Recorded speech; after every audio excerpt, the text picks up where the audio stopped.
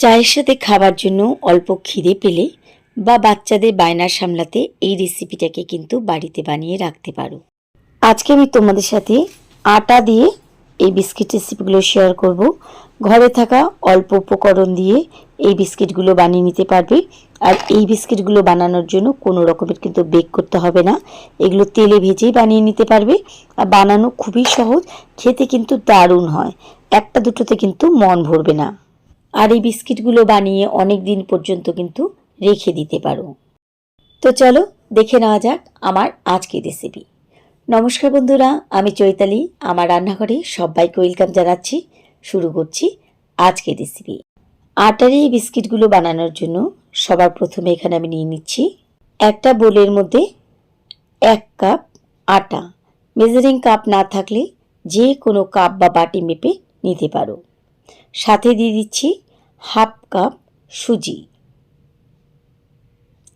এবার দিয়ে দিচ্ছি এর মধ্যে সামান্য পরিমাণে নুন। সাথে দিচ্ছি 1 টেবিল চামচ ঘি।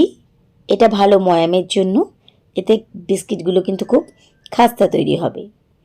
আর দিয়ে দিচ্ছি এর মধ্যে, এখানে আমি যে কাপ মেপে আমি সুজি দিয়েছি ঠিক ওই কাপ মেপে 1/2 কাপ চিনি আমি এখানে গুঁড়ো করে নিয়েছি। এতে বিস্কিটগুলো বানাতে কিন্তু সময় লাগবে না। আর 1 কাপ আটার জন্য এই 1/2 কাপ চিনি গুঁড়োটাই কিন্তু যথেষ্ট, এর থেকে বেশি কিন্তু চিনি দেবে না। এটাই কিন্তু পারফেক্ট মিষ্টি তৈরি হবে এই বিস্কিটগুলো। এবার এর মধ্যে আমি দিয়ে দিচ্ছি চিনে বাদাম ভাজা, যেটা বাজারে পাওয়া যায়, সেটাকে কিন্তু আমি মিক্সার গ্রাইন্ডারে একবার ঘুরিয়ে এটাকে গুঁড়ো করে নিয়েছি। এতে বাদামের কুচিগুলো মুখে পড়বে, খেতে কিন্তু ভালো লাগবে। চাইলে তোমরা বাদাম কুচিটাকে ভেঙে ভেঙেও দিতে পারো বা এর মধ্যে কিন্তু সাদা তিলও দিতে পারো। এবার প্রথমে শুকনো উপকরণগুলোকে আগে ভালোভাবে একটু মেখে দেখে নিতে হবে যে আমাদের এই আটা কতটা ময়াম হয়েছে। তো আমার এখানে মনে হচ্ছে ময়াম কিন্তু ভালোভাবে হয়নি, তাই এখানে আমি আরও 1 টেবিল চামচ সাদা তেল দিয়ে দিচ্ছি। এটা যতটা ময়াম দেওয়া হবে বিস্কিটগুলো কিন্তু ততটাই খাস্তা হবে। ময়াম ঠিকঠাক হচ্ছে কিনা কি করে বুঝবো? এভাবে যখন দেখবে মুঠো করবে, এই মুঠোর মধ্যে ধরছে, তার মানে খুব ভালো এখানে ময়াম হয়েছে। আর এই বিস্কিটগুলো কিন্তু ততটাই খাস্তা হবে। এবার নিয়ে নিচ্ছি 1/2 কাপ দুধ। এটা কি নর্মাল রুম টেম্পারেচারে থাকা দুধ। আর একটু দেবে প্রথমে, কারণ এখানে আমরা গুঁড়ো চিনি ব্যবহার করেছি। যদি বেশি দুধ পড়ে যায় তাহলে কিন্তু চিনি ছেড়ে যাবে, আর এটা কিন্তু কোনো রকমের ডো তৈরি হবে না। আর বিস্কিটের জন্য কিন্তু আমাদের অবশ্যই একটা টাইট ডো লাগবে। যেভাবে আমরা আটা মাখি সেভাবে না, খুব শক্ত একটা ডো লাগবে। বাদ বাকি দুধ দেখো আমার এখানে লাগলো না। তাই যখনই দুধ ঢালবে তখন কিন্তু সামান্য পরিমাণে দিয়ে ওটাকেই মাখবে। দুধ একটুখানি এই আটা চিনির সাথে মিশতে মিশতে দেখবে পুরোটা কিন্তু এক জায়গায় হয়ে যাচ্ছে। আর আমি বারবার বলছি, আমাদের কিন্তু এরকম টাইট ডো লাগবে, নরম না কিন্তু। তো খুব ভালোভাবে আমি মেখে নিয়েছি। যেহেতু এর মধ্যে সুজি আছে তাই এটাকে আমি একটুখানি রেস্টে দেব। 10 মিনিটের জন্য রেস্টে রেখে দিচ্ছি। ফিরে আসলাম 10 মিনিট পরে। এর মধ্যে সুজিগুলো কিন্তু একটু হলেও নরম হয়ে যাবে, খুব একটা নরম সুজির আমাদের দরকার নেই।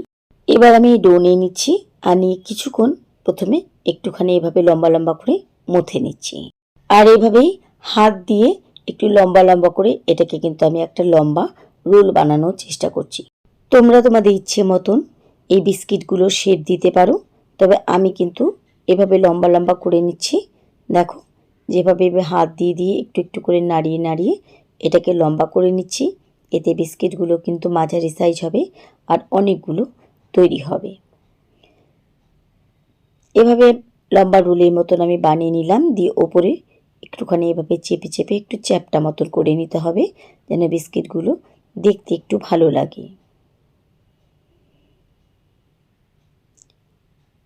এভাবে হাত দিয়ে একটু চাপলেই হবে। এবার নিয়ে নিচ্ছি একটা ছুরি, আর দিয়ে দেখো এভাবে তেরচা করে বিস্কিটগুলো আমি কেটে নিচ্ছি। এভাবে করার জন্য আলাদা করে কিন্তু আমাদের এই বিস্কিটগুলোর কোনো শেপ দিতে হবে না। তবে যেটা প্রথমে বললাম, চাইলে তোমরা তোমাদের ইচ্ছে মতন কিন্তু এখানে শেপ দিতে পারো।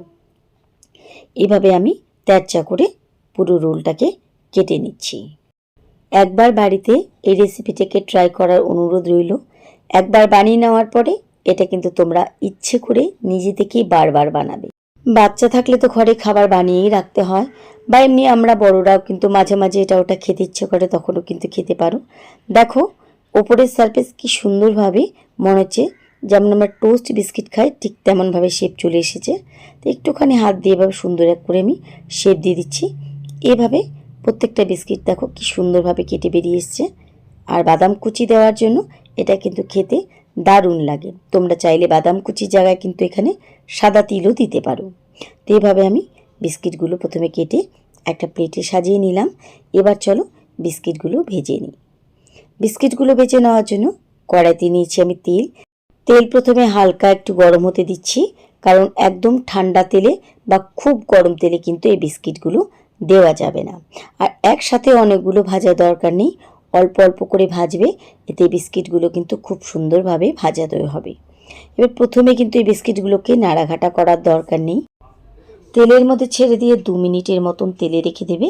তারপরে দেখবে যখন বিস্কিটগুলোকে নড়াবে, দেখবে নিজে থেকে কিন্তু জায়গা ছেড়ে চলে আসছে।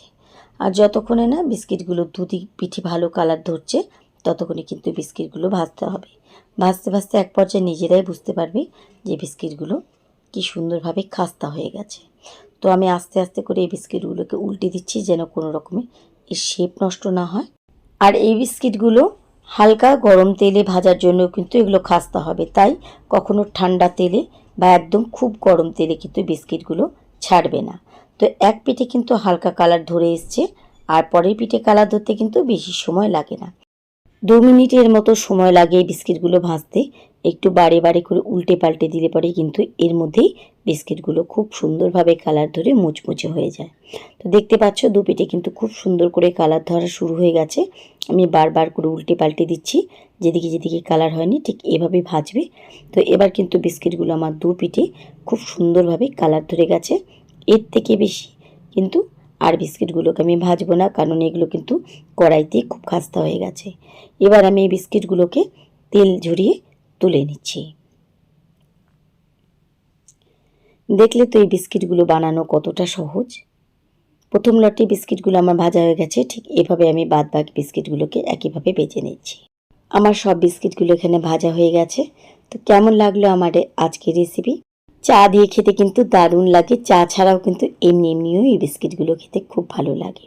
বাড়ির ছোট থেকে বড় প্রত্যেকের কাছে কিন্তু এই বিস্কিটগুলো খেতে খুব ভালো লাগবে। অবশ্যই কিন্তু বাড়িতে এই রেসিপিটাকে একবার ট্রাই করো।